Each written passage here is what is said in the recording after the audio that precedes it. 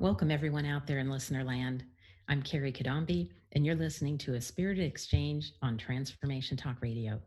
Each second and fourth Wednesday at 4 p.m. Pacific Standard Time on a spirited exchange, I bring you inspiring guests, engaging in stimulating and mind-opening discussions, helping you to awaken, heal, and reveal your highest purpose. Stay with us for the next hour for an engaging conversation about human design as a path to wellness. Today's guest is Diya Welland, a change agent, analyst, and a living your design guide.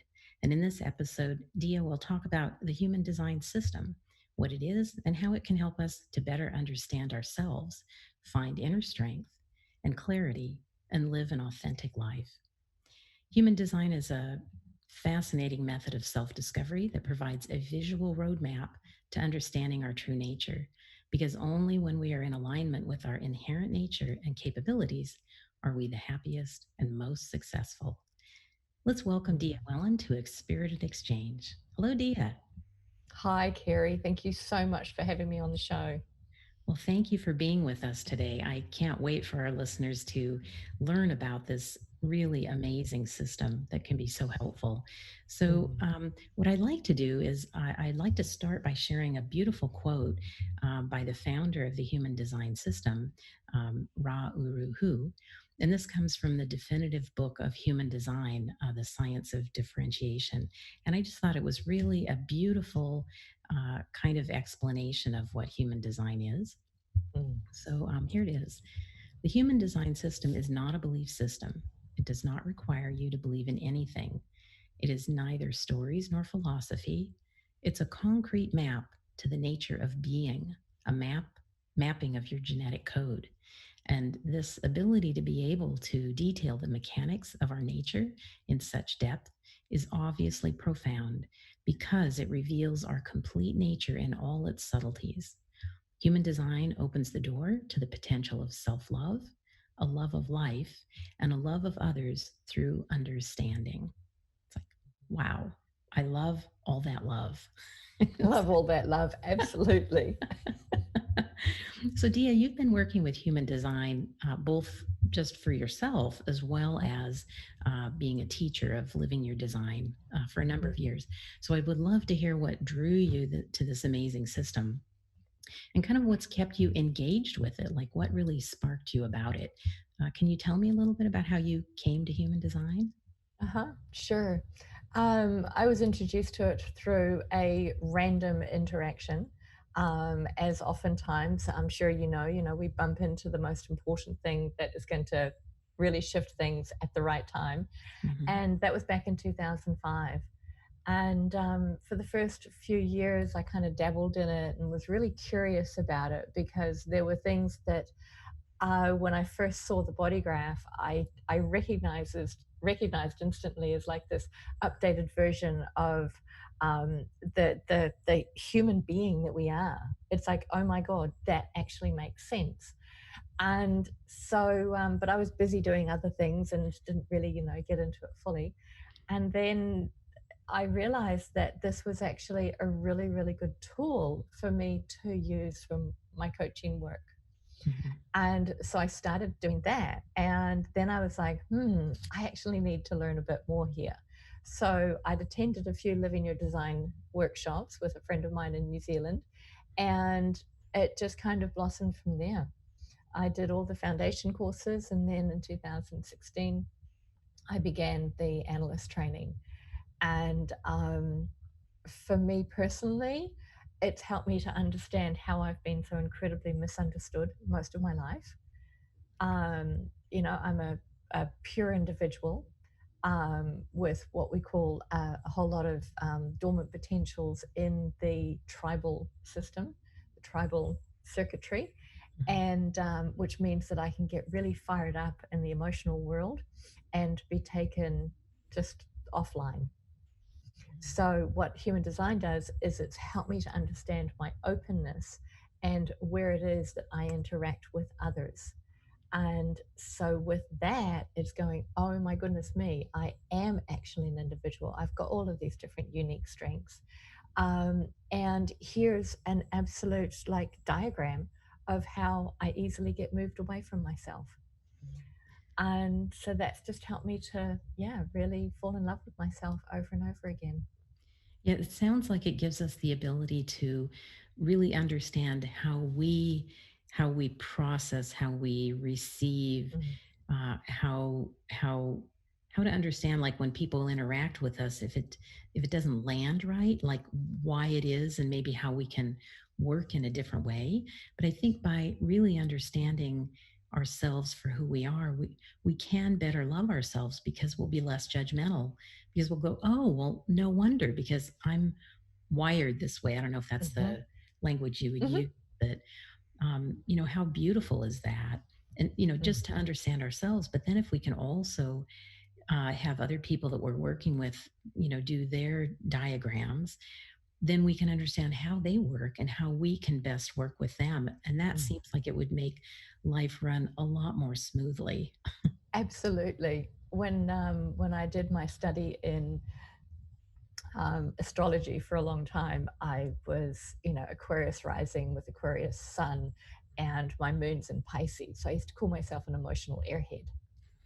And then when I came across human design, I looked at the body graph and I'm like, I know this is me. It so resonates. But I've got a defined head and ajna. Pardon me. And I was like, oh my God, I actually have a consistent and reliable way of making sense of information. Hmm. So And it so, took me deeper. Mm. you changed out of that. You don't define yourself as, what did you say? Something airhead. Uh, Emotional airhead. yeah, it's like no. But human design helped me to understand how I could be so emotional. So Mm-hmm. in human design, we've got a solar plexus center, and 50% of the population are open and 50% are defined. And what this means is that the 50% who are defined have got this consistent and reliable way of making sense of their emotional center. Mm-hmm. But the rest of us, me being the rest of them because I'm open, we come along into the emotional arena and we amplify it. So we Mm-hmm. receive all of that emotionality and then we amplify it out. And so those of us who are open solar plexus often believe and experience life as being really emotional, Interesting. but we're actually here to be cool and almost detached and come from what Genoa Bliven talks about, and my teacher Jakub as well. They talk about this voice of truth within, and to anchor that into who we truly are and come to our authority, Mm-hmm. Yeah. not be an emotional airhead. So, what would you say? What difference has human design made in your life besides just your having a different perspective on that? Um, what we were talking about. Do you have a story you can share about something that it has changed for you through this understanding? Yeah, I've often, I mean, I've known about myself that I'm incredibly sensitive to frequency and sound. And for years, I gave myself a really hard time about when I would go to a cafe with friends or dinner out or something like that, or interact, out at parties or whatever. I'd always kind of like go hide in the kitchen, and I always found sound really, really difficult. And if I ate out in public, I'd often get a really upset tummy. And when I went into the deeper layers of my body graph, my human design body graph, I found in there that I was actually what's called a low sound. And so I'm highly sensitive to sound and frequency. Um, and what happened when I found out about this, I was like, oh my God, this is actually truly the gift that I've known it to be. But I've never had it recognized, I've never had it acknowledged from an external source. Mm. And so it was like, a thousand moments came crumbling in or literally falling down where I had given myself a hard time or felt misconstrued or felt misunderstood or being shamed Mm-hmm. or blamed, like all of those, being in the partaker of games. It's like, so all of that kind of just like fell away. And I was like, this is me. Kind of like in that movie, The Greatest Showman, where all the freaks get up there and they go, this is me. Right. That's what human design has given me. Mm-hmm. That real ability to stand strong and go, this is me, And so you and were able to own find, it. oh, I was going to say, you were able to find a change in how to approach those types of events differently. Yeah, exactly. So what I started doing is that if I was invited out for dinner, I'd eat at home and then go have a glass of wine or Mm-hmm. dessert or a hot chocolate or something like that. So I could still actually go out. Or my friends, when they found out that, oh my God, Diya actually is really sensitive, and this is actually in her body graph, and we do have to now pay attention to it. Okay, Yeah. we got it, Diya. um, then they'd be like, they'd go off and they'd search and Google for really quiet restaurants Oh. or meet me, before peak hour. So that, or when we go to a bar or something in Auckland, would find a place that was really a nice quiet posse where the acoustics weren't too shattering.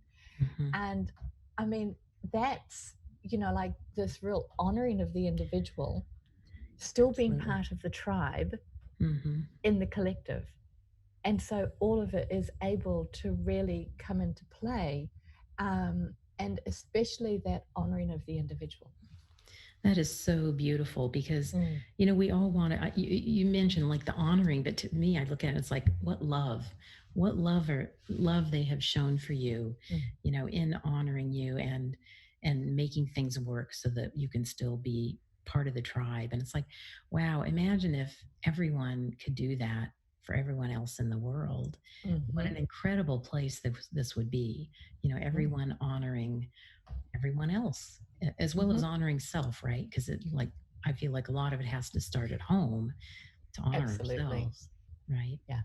We got to honor ourselves, and we have to love ourselves and Mm-hmm. really stand in that availability to be in complete presence with me or you. But if I don't do it with me, then I'm not going to receive it from you. So Yeah. even if we go, yeah, yeah, yeah, I want everybody to love me, if we don't fully lock into that, then how can we receive it from the other? Yes.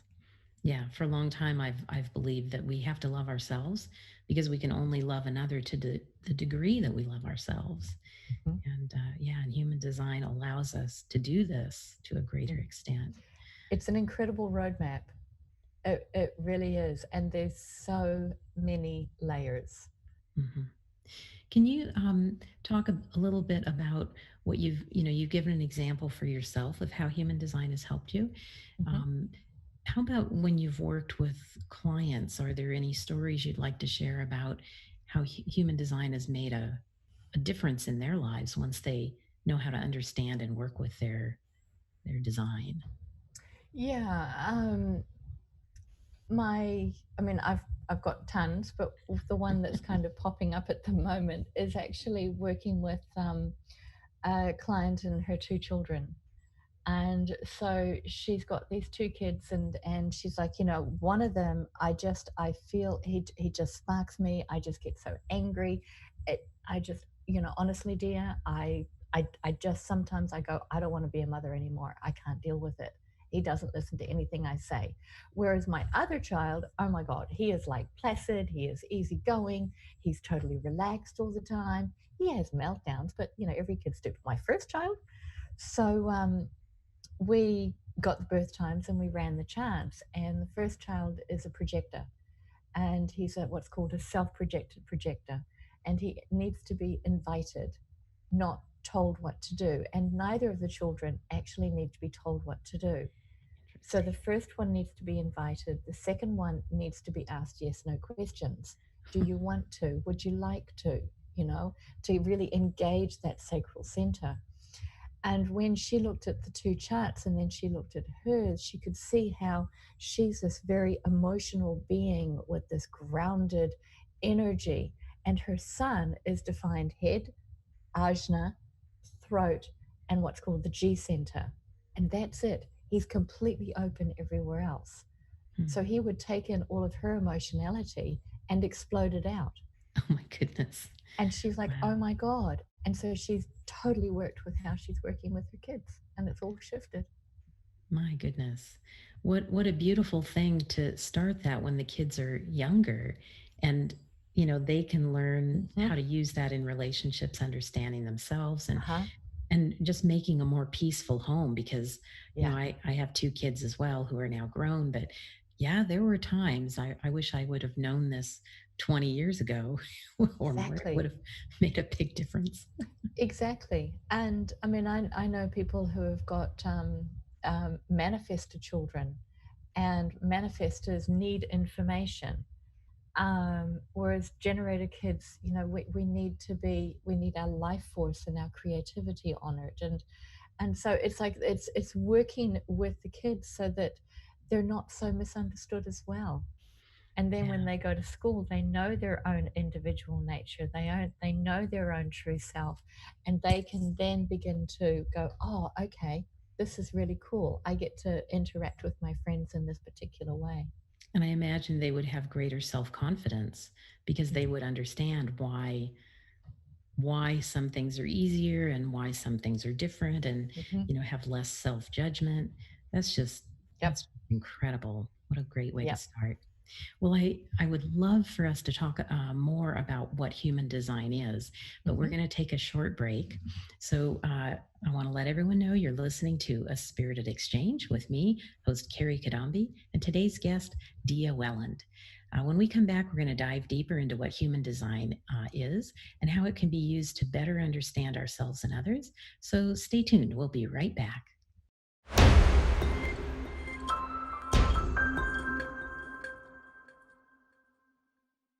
Hello, we're back on A Spirited Exchange with me, host Kerry Cadambi, and today's guest, Diya Welland. And in this episode, A Path to Wellness, we'll be talking about human design.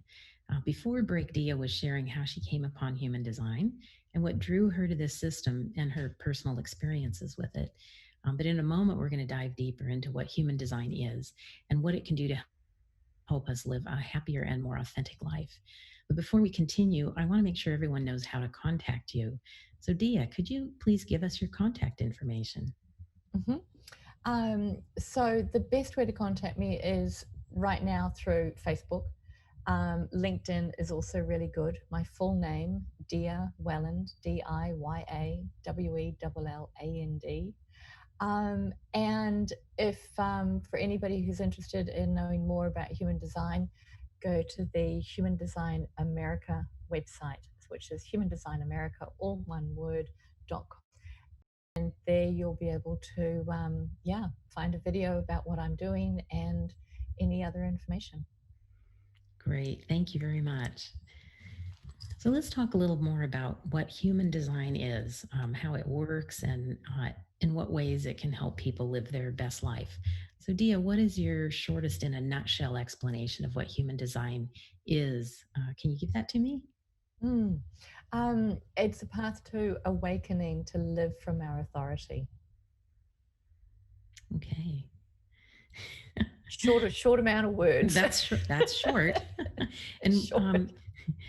uh, can you talk a little bit about how that works? Like, what does it come from?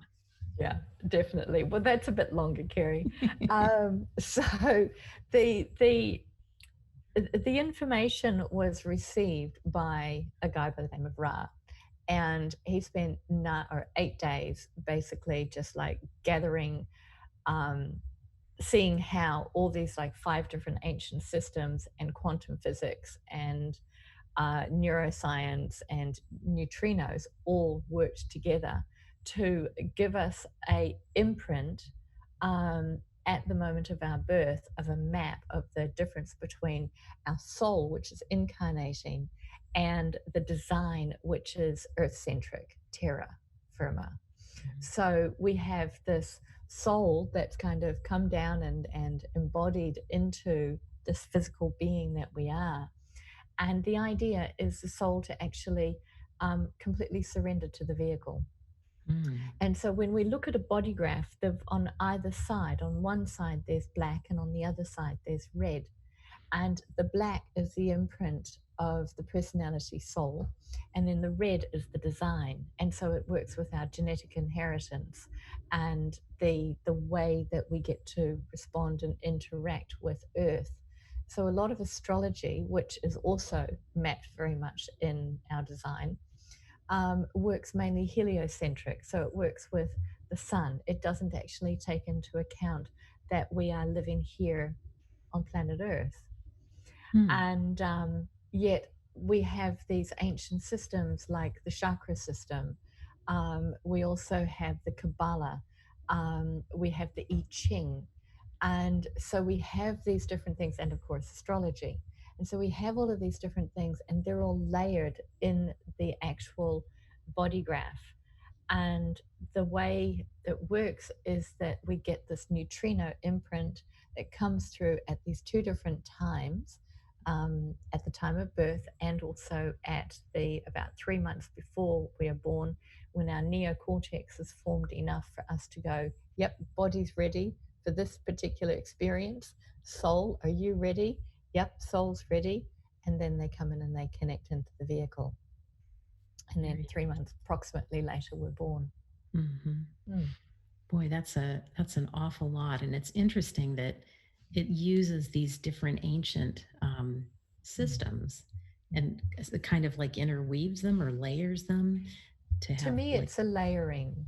Mhm. There is an interweaving. I always feel it in my being as a layering of the different systems. So it's kind of like they all kind of come down, and then we create a two-dimensional image of that particular layering. Mhm. So when we look at the body graph, we see, solar plexus on one side and spleen on the other, but it doesn't mean that the solar plexus is on the other side. It's actually it's a two-dimensional image of a three-dimensional, or often I say five-dimensional being. And so, it kind of helps us to go, oh, okay, we have the spleen, which is all about the immune system, but that's actually all the different the immune system is throughout the whole body. It's Mhm. not located to one little triangle on the left hand Right. side of the body graph. And to me, that sounds like that comes from Chinese medicine, maybe that's the I Yes. Ching piece of it. Yeah. Now, I've heard that, a lot of people are aware of the chakras and the seven energy centers in our Hmm. body. But there's a belief, I understand, that, humans are evolving. And Hmm. are we moving from seven centered energy systems to a nine? Is that Uh-huh. We correct? certainly are. Yeah. So in about 1781, there was a mutation for humans. We're always mutating, and this was a biggie. We got another biggie coming up.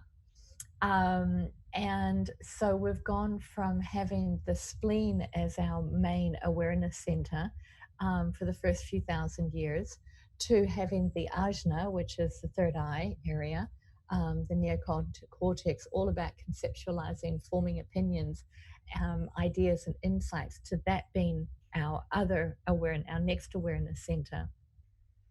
And then what happened is that we had the solar plexus and spleen was actually one chakra, and then that split apart Hmm. and it became two. And what's happening is that the solar plexus is now a potential awareness center. So I call it the new kid on the block. And so solar plexus is all about feelings and emotions and moods and passions and desires.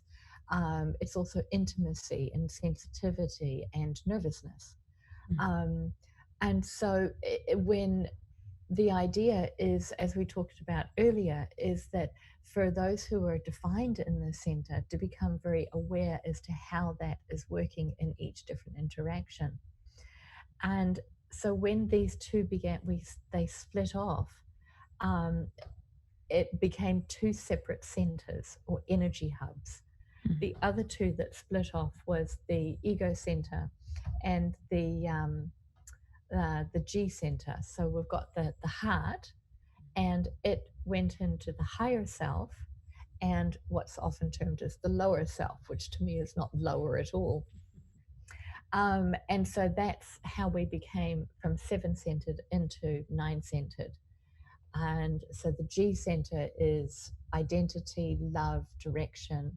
The ego center is the material world. It's all about self worth, provision, value, willpower. And so, for anybody who's got a defined ego center, which is 30% of the population, they get to say, yes, I will be there or I will do something. And they've got the willpower to back them up, the willpower to move them through and get this done. Yes, many days ago when people wanted to stop smoking, yes, I can stop smoking, I will do it. And then 70% of the population come along and they go, yeah, I'll do that, I can do that. And as soon as they walk away from their person who is defined ego, it all goes out the window. And as a girlfriend of mine likes to say, oh my God, no wonder there's so many flakes on the planet.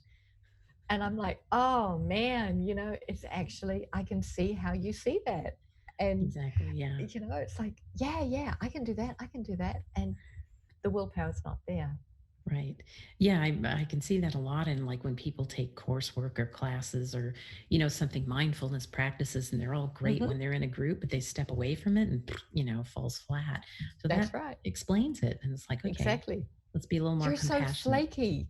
You're so flaky. You're so flaky. And it's like, well, actually, yeah, I am. And that's okay. I've got my authority. I'm going to use my authority. You want to call me a flake? That's cool. You can call me a flake. So, I mean, and I've heard that. I've had so many friends of mine many, many years ago call me flaky. And we're talking earlier about aspects of healing in human design. And so it's like, oh my God, I don't have a consistent and reliable way of having will. It doesn't mean Mm, that I don't have it. Of course, I have it. We, as Genoa Bliven always says, we have everything, mm, but we don't always have consistent and reliable ways of making sense of what we receive. hmm. So I'm wondering if maybe you can show us a body graph. So for those who are watching the video, can have a visual Hmm. of this, I and would love then to. that would be great. And then I don't know if you have something you want to explain when you're looking at that, or what's coming across my mind is you mentioned that in 1781 there was a shift in humanity from the seven energy centers to the nine energy centers. Hmm. And like, what does that really mean on a global level with how humanity is different in the 200 some years since that happened? Like, how are we different? What do we do different? So I know that's a lot, Wow. but That's a big question, Carrie, and okay. my little brain just went into all sorts of different arenas, and Okay. I was like, okay, can we have an extra hour, please? So, can you see my cursor moving? Yes, yes, Okay, so beautiful. this is the spleen that we were talking about earlier. All Mhm, right, so this is an image from Yakub and Human Design America. He's created this for my Living Your Design course, his Living Your Design course. And so you've got the spleen center here, which, as you can see, is actually all the way around. Um, as I've mentioned, sorry. The ajna is the downward pointing triangle up at the top, which is green in this image. And that is the second awareness center. And it is now, like the spleen, what's called a pure awareness center. Okay. Whereas the new kid on the block is the solar plexus. So the solar plexus and the spleen were one. Okay. And they're in the third chakra arena, just above the second chakra, which is what we could now call the sacral center. mhm, And so they split apart to become the new awareness center. The Ajna, so if you can think about the last, say, 200 years, where are actually longer than, yeah, about 200 years, we've been in this major um, planning and organizing and systems oriented and working with, so much conceptualization. mhm, People have had opinions and ideas and insights, right? So it's been really consistent. We've built all sorts of structures, universities and hospitals and governments, all these different things. Um, and so we've moved away from the sort of the hunter gatherer way of being, and so you could, there's to go into all of that would take a lot longer than we've got. And I can feel part of me going, "Oh my God, there's so much I want to Yeah, say." sorry, I opened up a Pandora's So box. yeah, total Pandora's box. I love it. And so what we have going on now is, as we're moving closer to what's called the cross of the sleeping phoenix and away from the cross of the planning, is we're moving into the wisdom of the solar plexus coming online as the new awareness center. And so this means that anybody who really uses their solar plexus as a form of interspecies communication or aura to aura communication, Mm-hmm. um, that's the shift. And so, you know, and of course, everybody in this network, I'm sure, will know what it's like to be an empath or to have this total availability to being um, what do you call it? Psychic, Mm, deep interesting. sensitivities. Well, this is the solar plexus moving into being online rather than the third eye. So we've gone from Boy. instinct and intuition to high, sensitivity with our psychic awareness and our Mm-hmm. inner knowings, Mm-hmm. to now we're coming into very much a planet Earth way of communicating. That's very interesting. I kind of, it makes me think about in Spiritism, how that came about. It was the kind of the mid 1800s, and it was a lot of what they called the table turning, and it was kind of when mediumship really first came about. So it's interesting. Mm-hmm. It's been in that time period when people, Yes. I'm sure some of this was around much earlier, but it really became more of a global event. um, yeah, Yeah. so that's fascinating. Well, there's so much more I would like to hear you explain to us, but we're going to take a short break right now. So we'll be back on A Spirited Exchange with me, host Kerry Cadambi, and our guest today, Diya Welland. And we're talking about human design and how it can help you live a happier and more authentic life. So next, we're going to share how you can begin using it today to better understand yourself and others. Um, but we're going to take a quick break right now, and then we'll be back to talk about that. But before we take the quick break, Diya, can you please share your contact information again for our listeners? Mm-hmm. Sure. DiyaWelland.com. That's DiyaWelland.com. And, or, of course, Facebook and LinkedIn. Great. Thank you very much. We'll Thank be you. back in a moment.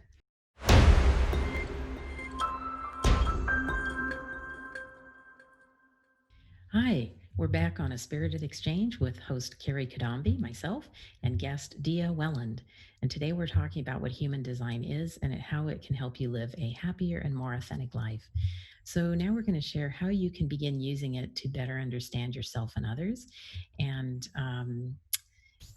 yeah, but before we dive into this episode, I want to let you know how you can reach me and learn more about how I help clients unlock their full potential to live a fulfilling life on purpose. So you can check out my website, which is thedivineguidancegift.com, where you can sign up to work with me online in private sessions or in a group program. I'm also offering a free online series called Divine Spirit at Play for energy healing and co creation with spirit. And you can find that on Eventbrite by searching for Divine Spirit at Play.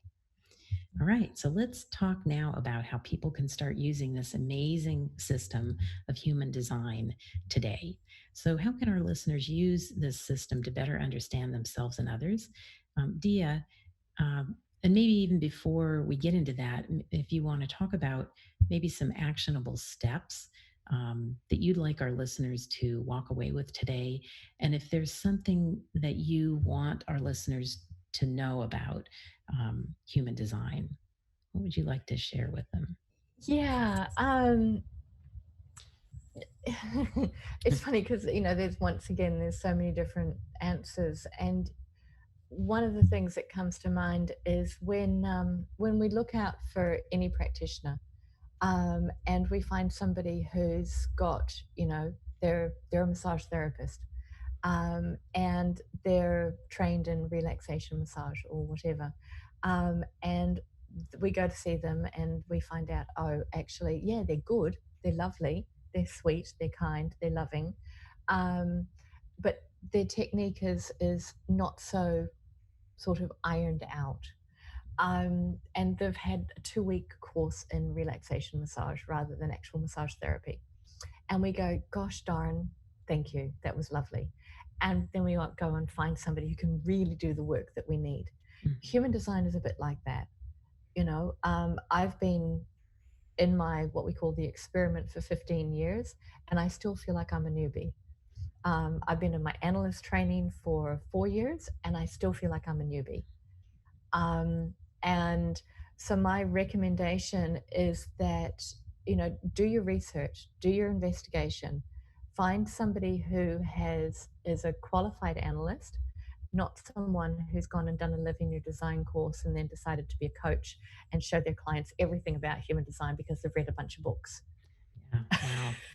Yeah, scary. And I find that in many modalities that people, Yeah. haven't had taken the time to really dive deep and know it Mm, well. I think mm, about my massage training and for shiatsu massage, the inventor of our like kata had said, really, you should have like 1,000 bodies under your hands before you charge. At least that was back in the day. exactly. Like, um, Yes. so like to really know something. Yeah. So I think that's Yeah. a very helpful suggestion. So if people are wanting to look for a qualified, certified analyst, where would they Hmm. go? There's two main places that they can go. They can go to the humandesignamerica.com website, and Genoa Bliven is the head teacher there. And you'll see in there he's got some different analysts who he's worked with personally, Mhm. trained and run through the grill. And the other one is the International Human Design School, and all certified analysts are in there. I'm in there, but in there as a Living Your Design guide because I'm certified in that. Mhm. And hopefully soon, by the end of the year, I'll be certified as an analyst as well. That's awesome. So, And yeah. what is the website for that last one you mentioned? International Human Design School, which I believe is Oh, under ihds.com. okay. All right. So, Human Design America is where I'm working, and my teacher, Yakub. And so, there we have Living Your Design, which is a foundation entrance, which one does not need a foundation reading, but we highly recommend it Mhm. because it's kind of like, it's one thing to go visit a country, but if we don't have a personal map, which is tailored to the kind of likes and dislikes and things that we really enjoy, um, we're not going to be able to find resonance in that country. Yeah, we won't get So as much out of it. we won't get as much out of it, yeah.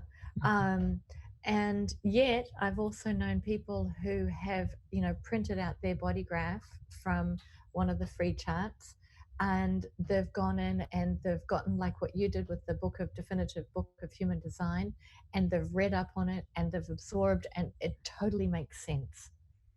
So Mhm. some people, they're easy to make sense of things and they come into Live in Your Design, and yep, not a problem. They're able to be completely there with their Mhm. own map. But Right. others, they like to have a personalized map. They find that really useful. So Mhm. Okay, so people can have a foundational reading by a qualified analyst. They can mhm. also, there's a way that they can get their own design online. It's a free thing, right? Yeah, it's a free chart. So in Human Design America, there's a place there you can go and you can get your free chart. And there's also they give out a kind of like a brief overview as to what the centers are and what your type is, whether you're a generator, projector, a manifestor or a reflector. And they'll give you your strategy, whether you wait or you're invited or whatever. Hmm. And then they help you to understand your authority. And so the free, what is given free is a an overview, but it Okay. doesn't go into the specific gates and how those specific defined aspects work with the incredible openness that's there. Hmm. And that's what you get with working with an analyst, is you Hmm. get that interactive dance as to what is unique to you. And so if we Okay. think about our body graph, it's as unique as our own fingerprint. Hmm. So that's really specific. Nobody else has got a fingerprint like us, not even a twin. Interesting. Yeah. Yeah. Yeah. We're all unique beings. Hmm. Mhm. And in the foundation, there's the foundation reading, and then there's relationship readings, and transit, and I mean, there's all sorts of different things, and it's a journey, and the biggest thing is to surrender to the journey and know that whatever it is that you choose is perfect for you.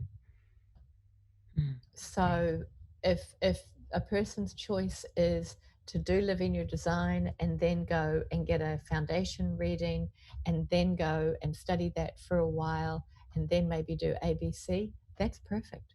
Mm. It's not for me to be their authority. I don't want to be anybody's authority. I want people to be in their own authority.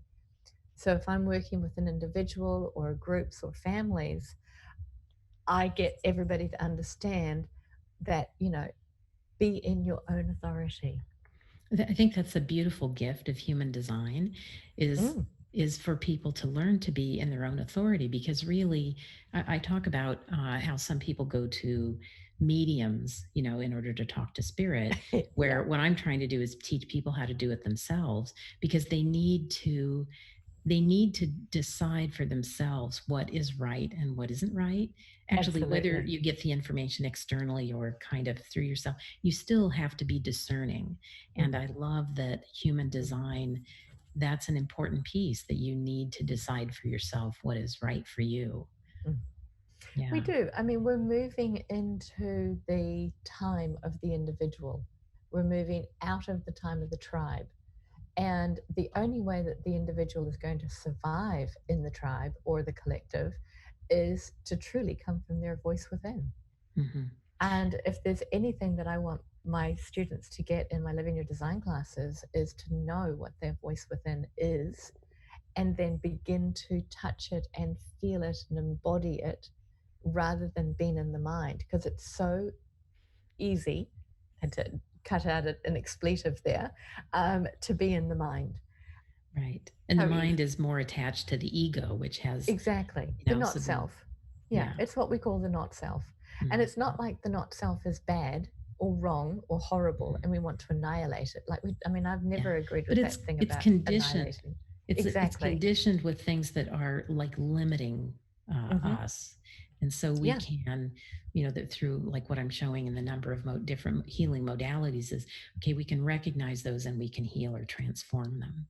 exactly. Transform is the word. Hmm. It's like heal the wounding, and then step into that aspect of transformation, anchor in the voice of truth, anchor in our authority, and then we literally transform all of those wounds into wisdom. Oh and boy. and that is what we do when we come from our authority, Hmm. because we are literally mutating every single one of those past experiences and shapeshifting our cellular structure. So, Wow, yeah. that's really incredible. So we're moving away from that tribal authority to more the individual authority. Hmm. But some people might go, "Oh, now wait a minute, isn't that like being selfish?" But maybe you can speak to this. It's not being selfish, is it? No, Right? It's to me, it's being being self-aware. self-aware. The individual circuitry, and the individual is here to be themselves. Generators, which is 70% of the population, we are here to get to know ourselves. And every night we go to sleep and we get filled up overnight with this incredible life force. And every day we wake up and we get to create from it. Mm-hmm. And yet, if we're a slave to society or to someone else's authority, we're not creating. And so what's happening is there's so many addictions around on the planet because we're not able to be having that life force flow through us in a way that's satisfying. So there's all this frustration out there, which means that people are drinking or, you Yeah. know, I think eating, of it as etc., etc. Yeah, I think of it as self anesthetizing when we Yeah, have pain, and that pain being, that we're not self exactly. satisfying, or we have wounds that we aren't able to heal and Yep, transform. And, yep. gosh, what if we can get rid of all of that so that we can all, you know, be in our authority and Oh, the honor world would ourselves? be And humming. wouldn't it just? Absolutely humming. It's like Yeah. when the life force is alive, it's incredible.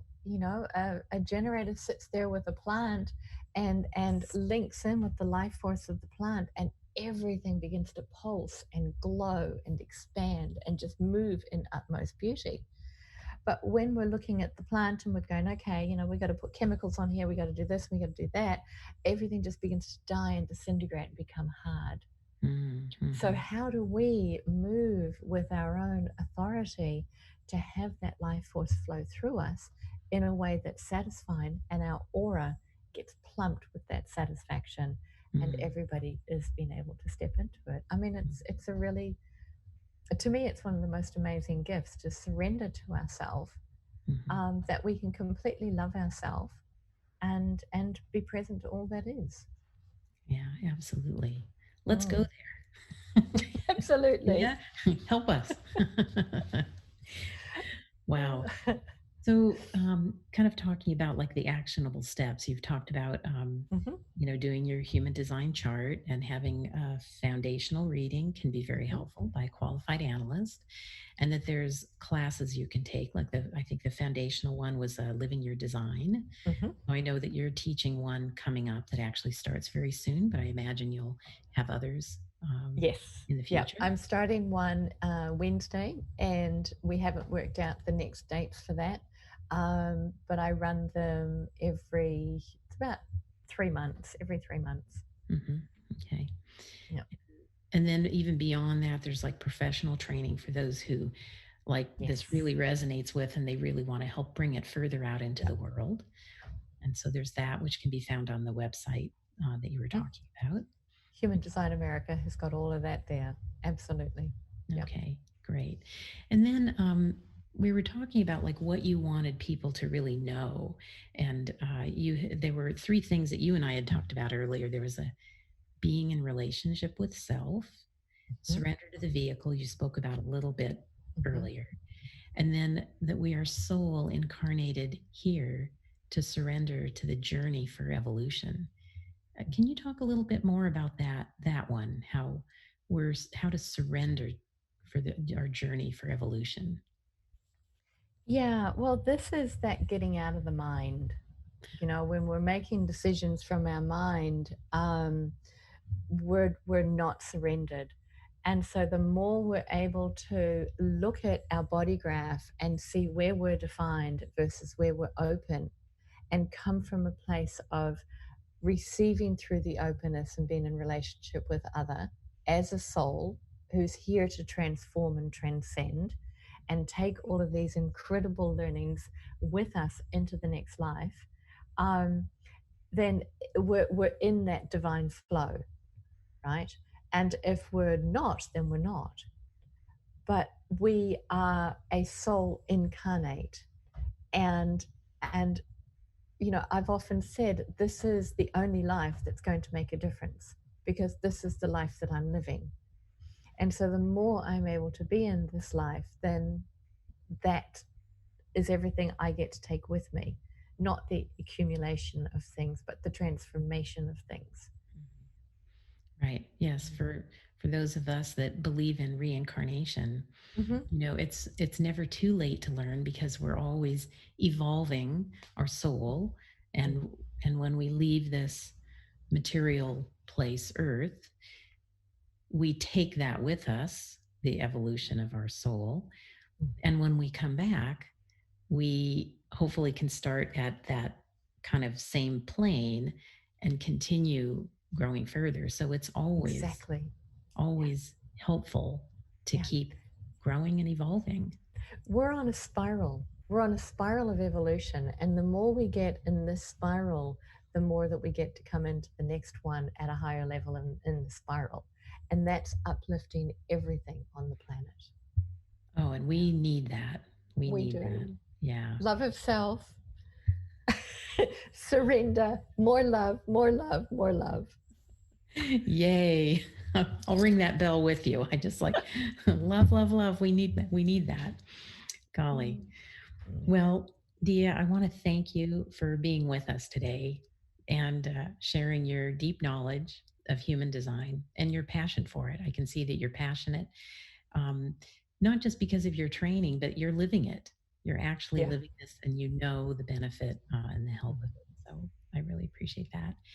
And I'm grateful for all that you have shared with us today, kind of bringing to life what human design is with some clear examples of benefits for understanding it and sharing the body graph visual so we have an idea of what that is and links for how we can go forth and begin on this path ourselves if this is resonating with us, which it certainly is for me, because I want to live a happier and more authentic life. And I would like that for others as well. So thank you so much. Thank you. Thank you, Kerry. It's been a joy. Oh, and equally, it's been quite a joy. I'm so glad we've met. So, I also want to thank all of our listeners who have tuned in today with open, curious, and receptive minds, eager to awaken their own personal evolution. So, I challenge you to go forth and do what you can today to evolve and to better know yourself and love yourself. So please join me every second and fourth Wednesday at 4 p.m. Pacific Standard Time, 7 p.m. Eastern. My next show will be on July 22nd, and we'll continue on the theme of a path to wellness, exploring effective healing modalities to assist us in the pursuit of our individual and collective evolution. The next episode, we will explore the healing modality of Psyche. So I'll see you back here next time, and until then, I wish you peace and good health.